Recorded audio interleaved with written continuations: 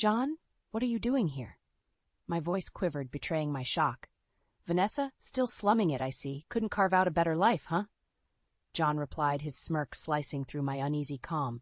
Standing in the middle of the outlet mall's chaotic maze of sales racks and oblivious shoppers, I felt time collapse around me.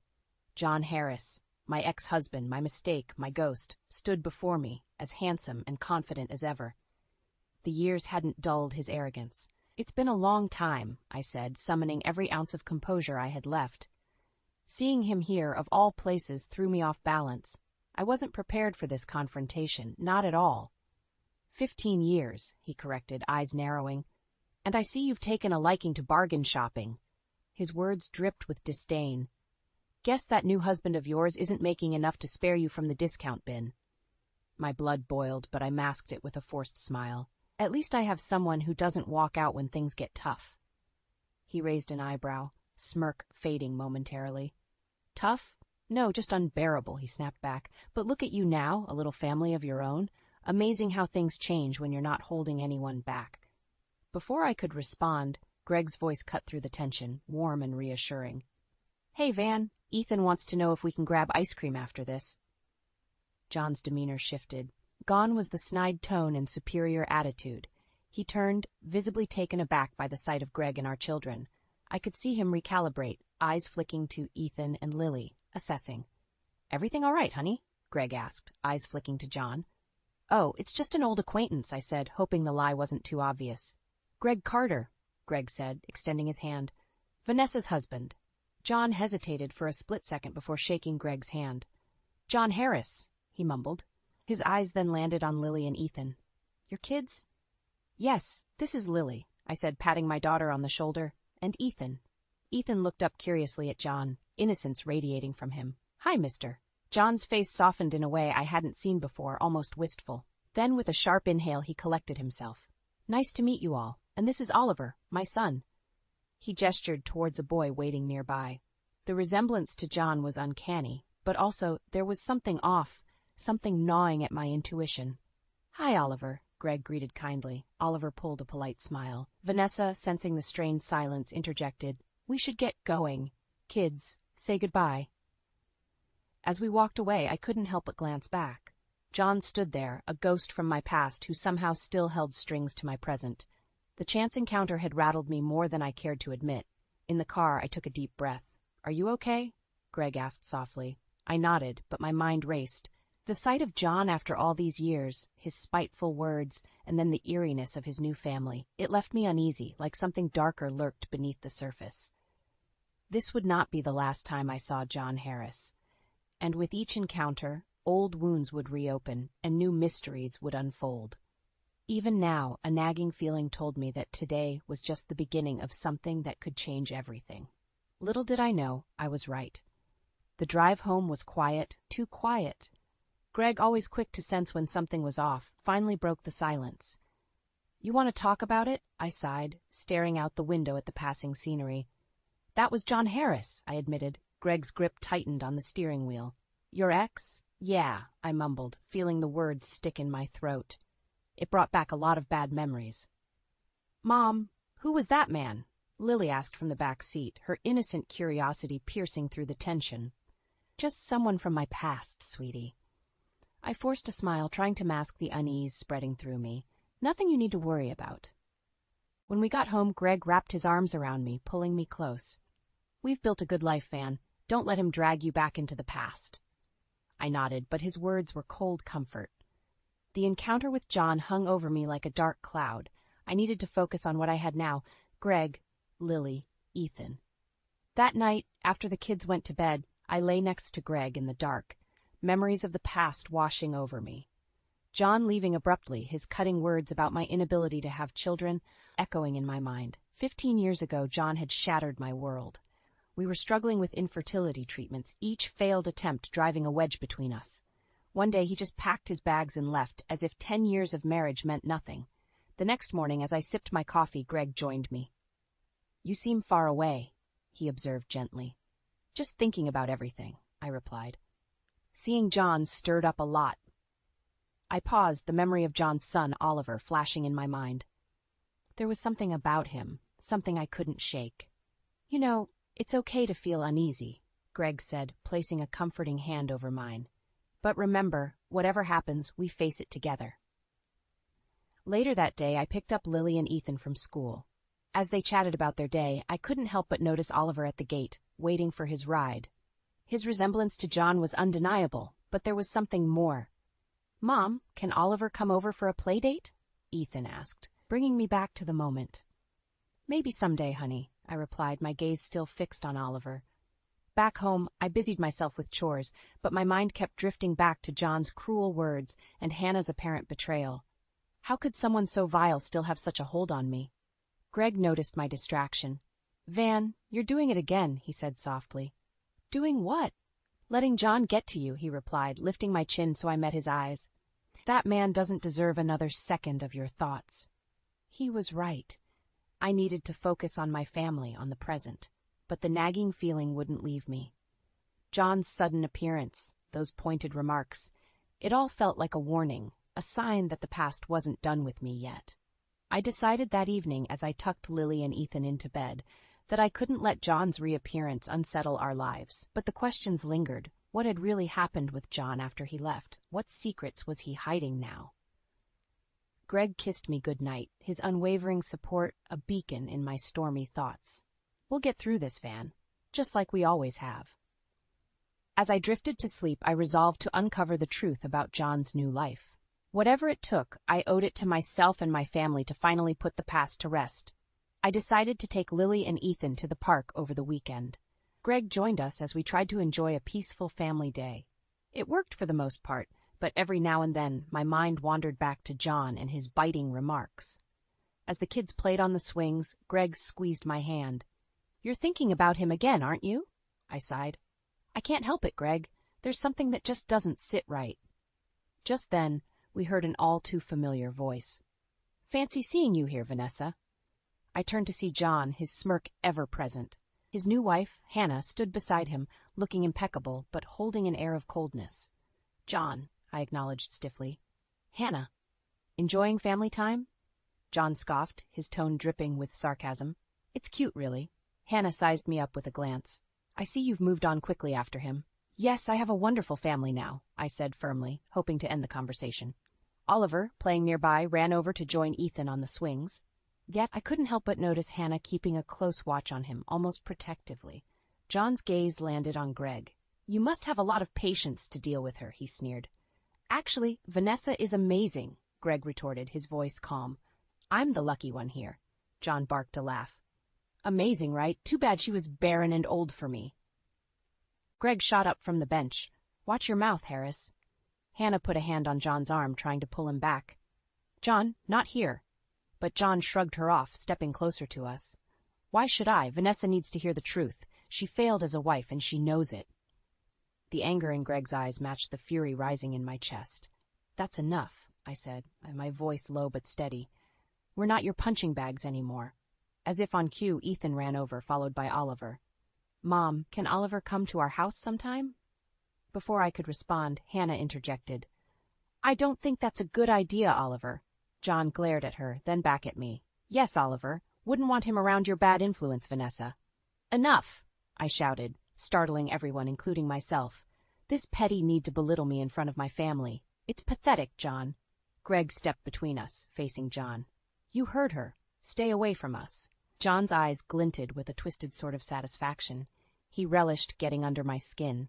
Hannah pulled John away finally, giving me one last disdainful look. "Keep your distance," she warned. As they walked away, I felt Greg's arms around me, grounding me. "We won't let him get to us," he whispered. "I promise." "But he did get to us," I said quietly, watching Oliver look back at us curiously. There was more to John's life now, more I needed to uncover. His smugness, his nasty comments, they were hiding something. Back home, I shared my thoughts with Greg as we sat on the porch. John's changed, but not for the better. Something's not right in his world. Greg nodded. "Then we find out what it is. We do it together." In that moment, I knew there was no turning back. John's vile nature and the mysterious family dynamic gnawed at me. I needed to discover the truth, not just for me, but for my family's peace. Whatever secrets John was hiding, I would uncover them, with or without his permission. The days after our park encounter passed in a blur. My mind kept drifting back to the final, miserable days of my marriage to John. The memory of endless infertility treatments dominated my thoughts, each failed attempt pulling us further apart until John eventually snapped.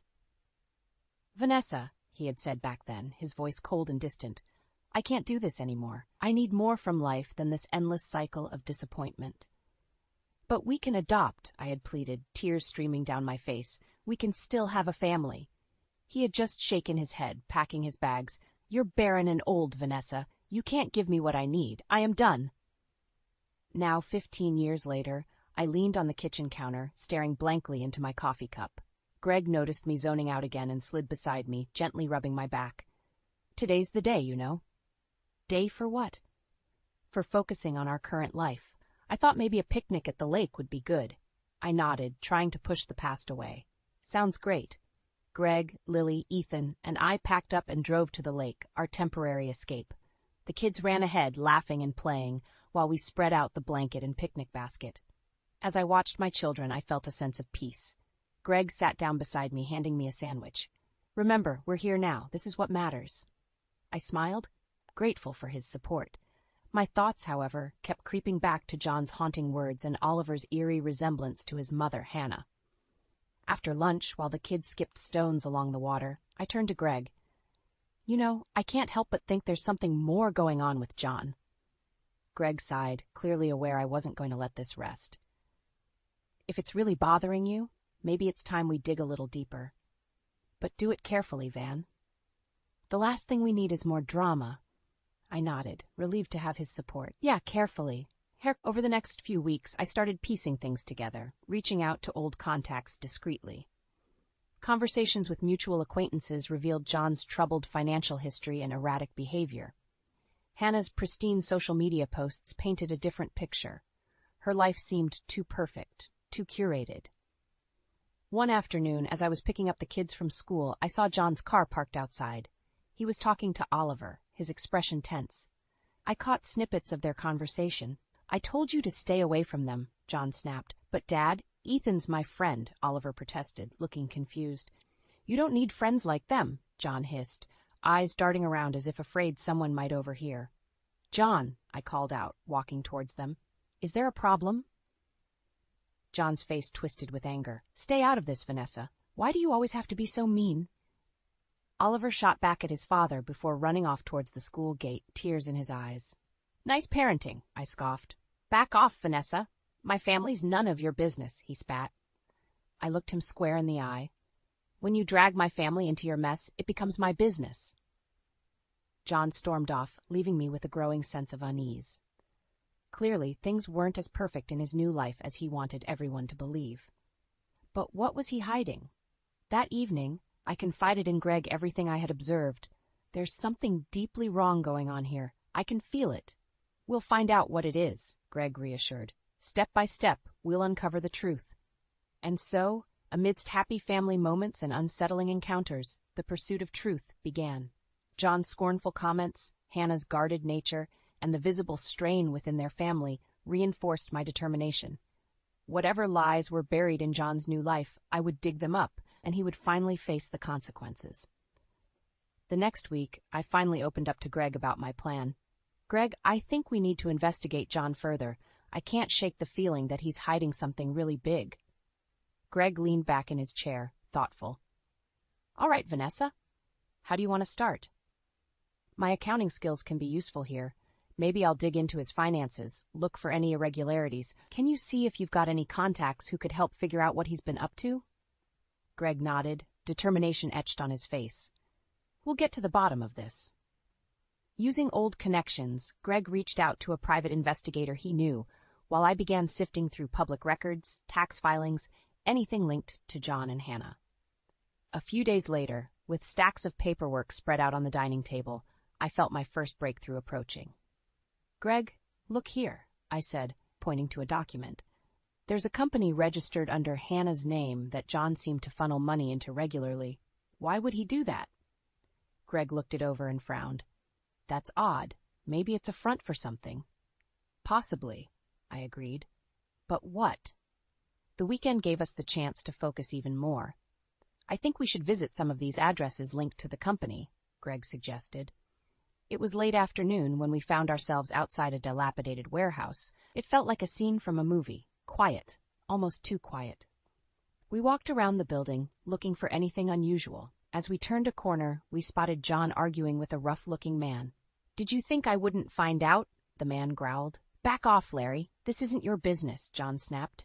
"It is when you owe me," Larry shot back, their voices getting louder. Greg pulled out his phone and started recording discreetly. I watched, feeling a mix of fear and curiosity. Before we could gather more, John and Larry left, their argument echoing in the empty space. Back in the car, my heart raced. "Did you get that?" I asked Greg. "Every word," he said, showing me the recording. "Why's he dealing with shady people?" "I don't know, but we're getting closer," I said. Over the next few days, things got more complicated. The investigator Greg contacted found something crucial. John had a vasectomy years ago, meaning he couldn't have fathered Oliver. This revelation hit me like a truck. "Greg, this changes everything," I said, shocked by the news. Greg's face hardened. "We have to confront them. This is bigger than we thought." So, preparations began for an upcoming alumni event where we knew John and Hannah would be present. Greg printed out documents confirming the vasectomy, and I prepared myself for a public showdown. I spent evenings rehearsing what to say, fluctuating between anger and determination. Greg stayed close, his support unwavering. "Remember, you're doing this for the truth," he reminded me. Finally, the night of the event arrived. My heart pounded as we approached the venue, arm in arm. Spotting John and Hannah, we headed straight for them. "Vanessa, Greg, what a surprise," Hannah said, her smile tight. "We need to talk," I declared, voice steady but loud enough to draw attention. John's eyes narrowed. "What now?" Greg pulled out the documents and handed them to John. "Explain this," he demanded. John's face turned white, his bravado crumbling. "You've been spying on me?" "Truth has a way of coming out," I said evenly. "What do you have to say, John?" The room grew silent, everyone's eyes on us. Hannah's face turned crimson as she understood what was happening. The web of lies and deceit was unraveling right before them, and there was no stopping it now. The truth about Oliver's parentage, John's vasectomy, and the financial irregularities, all exposed in public. As John faltered, trying to regain control, Hannah's tears and sputtered excuses sounded like hollow echoes in the room, filled with stunned silence. This confrontation was just a step in uncovering the deeper truth, but it was necessary. As we walked away, leaving the shocked crowd and shattered reputations behind, I felt a weight lift. The past no longer shackled me. Now I was ready to face whatever came next. The air was thick with tension as the whispers started, eyes glued to the scene unfolding in front of them. John stood there, hands shaking, holding the documents we just handed him. His attempt to maintain composure was failing miserably. "What is this?" he stammered, glancing at the papers and then back at me. I crossed my arms, feeling a sense of vindication. "It's proof, John. Proof of your lies. You had a vasectomy years ago. You couldn't have fathered Oliver." Hannah's face turned pale as she tried to pull John away. "This isn't the place for such accusations," she hissed. "Then, when is the right time, Hannah?" I shot back, my voice loud enough for everyone to hear. "Maybe you should explain how Oliver came to be." The crowd around us grew larger, their curiosity tinged with judgment. John swallowed hard, anger replacing his initial shock. "You've gone too far, Vanessa." "Too far?" I laughed bitterly. "You're the one who left me, who lied and cheated. This is just the truth coming out, John." Hannah's eyes filled with tears, but she remained silent. The room seemed to hold its breath, waiting for the next bomb to drop. Greg, standing beside me, placed a reassuring hand on my shoulder. "We're not backing down, John. The facade ends here." With a burst of arrogance, John attempted to regain control. "This doesn't prove anything. You can't destroy me with baseless accusations." I met his gaze, and for the first time, I saw fear lurking behind his anger. "It's not baseless. We had a private investigator look into it. We have the proof. You're a fraud, John." Hannah broke down, sobbing uncontrollably. "This wasn't supposed to happen like this," she cried, her voice cracking. "I didn't mean for it to go this far." The realization hit John like a ton of bricks. He turned to Hannah, his eyes wide with betrayal. "You knew?" Hannah nodded, unable to meet his eyes. "I thought I could make it work, that you wouldn't find out." John's rage boiled over. "You ruined everything," he shouted. "You and your lies." I took a step forward, looking directly at Hannah. "Why, Hannah? Why lie about a child's parentage?" She looked up, tears streaming down her face. "I wanted a family. I knew John wouldn't stay if he knew the truth." The room gasped, the weight of her confession hanging heavily in the air. Oliver, standing at the edge of the crowd, looked between John and Hannah, confusion and hurt etched on his young face. "Oliver," I called gently, "come here, honey." He hesitated, but then walked towards me, his eyes searching mine for answers. "Is this true?" he whispered, his voice trembling. I knelt down, my heart breaking for him. "It is, and I'm so sorry you had to find out this way." John turned to me, his voice low and dangerous. "You've destroyed my family. Are you happy now?" My answer was steady and resolute. "No, John. You destroyed it with your lies. I just revealed the truth." Greg stepped in, pointing to the pile of evidence. "We'll make sure everyone knows the truth, John. You can't hide behind lies anymore." As John and Hannah stood there, broken and exposed, Greg and I turned to leave. The whispers followed us out, the fallout of the confrontation spreading like wildfire. But for the first time in years, I felt a sense of closure. Back in the car, I took a deep breath. "It's over," I said, a mix of relief and sadness washing over me. Greg squeezed my hand. "It's over, and we did the right thing." Looking back at the venue, I knew the road ahead would still have challenges. But for now, the truth had prevailed. And that was enough. We drove home, ready to face whatever came next, together. We had barely stepped into the house when my phone rang. I glanced at the screen. It was Mary, an old friend from college who had been at the alumni event. "Vanessa, what happened tonight?" "Everyone's talking about it," she said, her voice a mix of shock and curiosity. "It's a long story, Mary. Just know that John's finally been exposed for who he really is," I replied, my voice more exhausted than triumphant. "You did the right thing. I always knew there was something off about him," she said before we wrapped up the call. I sank into the couch, feeling the weight of the evening lift slightly. Greg brought over 2 cups of tea and sat down beside me. "It's not over, you know," Greg said gently. "John's not just going to go quietly." "I know," I replied, "but we'll face it together." The next morning, I found messages waiting for me, some supportive, others prying for more details. The town buzzed with gossip, and I prepped myself for the fallout. Greg took the kids out for breakfast while I tackled emails and phone calls. Just as I was wrapping up, there was a loud knock on the door. I opened it to see John, looking disheveled but still defiant. "We need to talk," he growled. "Fine," I responded, letting him in. "But I'm not going to be bullied in my own home, John." He paced the living room, his agitation palpable. "You couldn't leave it alone, could you? You had to dig up crap to ruin me." "You ruined yourself, John," I said, standing firm. "I just made sure the truth came out." "You've taken everything from me. My career, my reputation, my family," he shouted, his face turning red. "Your lies are what took those things," I replied, my voice calm but strong. "You did this to yourself." His eyes narrowed as he leaned closer. "You think this is over? I'll make sure you regret this." "Leave," I said coldly. "Now." He glared at me but turned to leave, slamming the door behind him. Greg and the kids returned shortly after. I didn't want to alarm them, so I kept the conversation light while Greg read the tension in my face. Later, when the kids were in their rooms, I filled him in on John's visit. "We need to be careful," Greg said, his concern evident. "John's desperate, and desperate people do desperate things." Days passed with John's threatening words lingering in my mind. Then, one evening, I noticed a car tailing me on my way home from work. My heart raced, but I tried to stay calm, taking different routes until I lost them. At home, I shared my concerns with Greg. "Someone was following me today. I'm sure of it." Greg frowned. "We'll need to be more cautious. I'll call the investigator and see if he can help." True to his word, Greg arranged extra security measures while I coordinated with the investigator. Evidence and paternity tests were filed, safeguarding our position. A week later, the investigators' findings revealed more of John's dealings, financial fraud, illicit business ties, and much more. We compiled the evidence, preparing for the storm that was sure to follow. With legal protection in place, Greg and I met with an attorney to discuss the next steps. "Given the evidence, we can press charges against John," the attorney explained. But this could get messy, especially with the public exposure. We're prepared for that, I said firmly. He needs to face the consequences. Back at home, I prepared dinner while Greg helped the kids with their homework. It was a brief moment of normalcy, a reminder of what I was fighting to protect.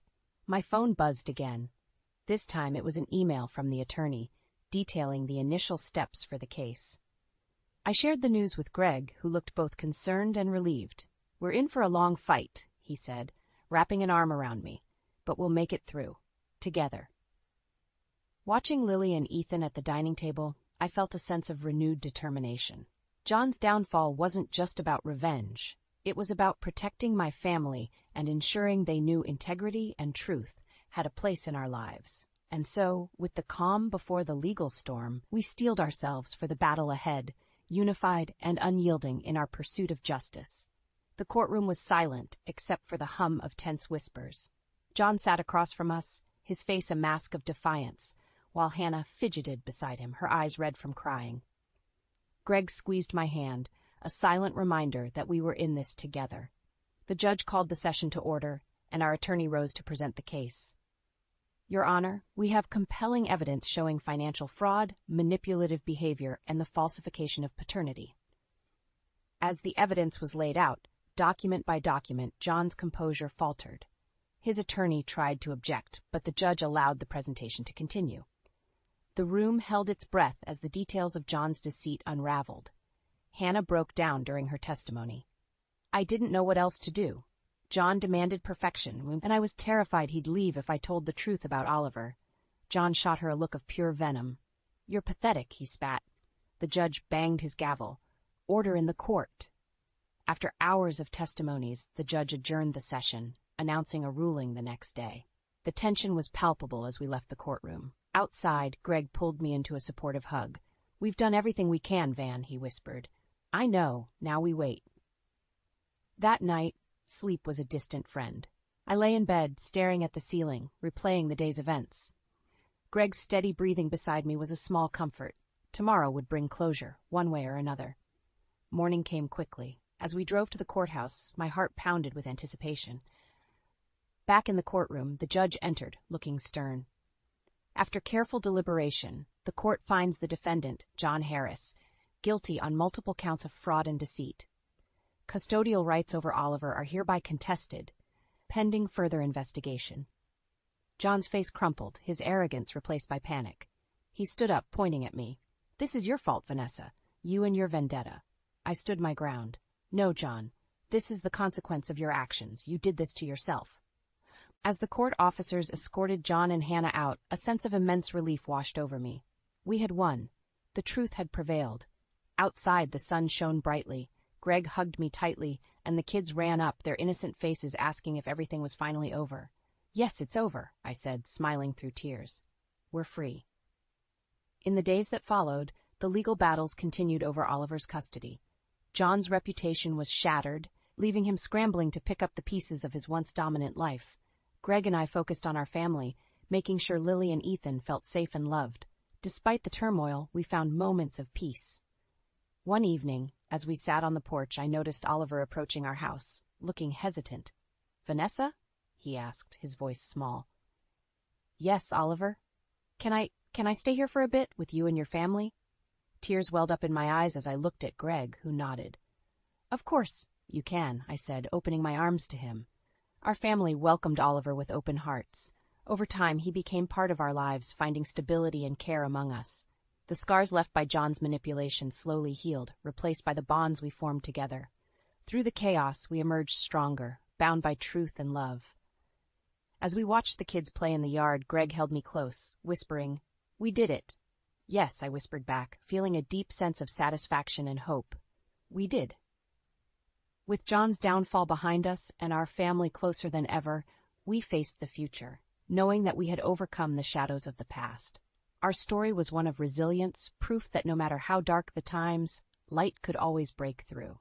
And so we moved forward, hand in hand, ready for whatever came next.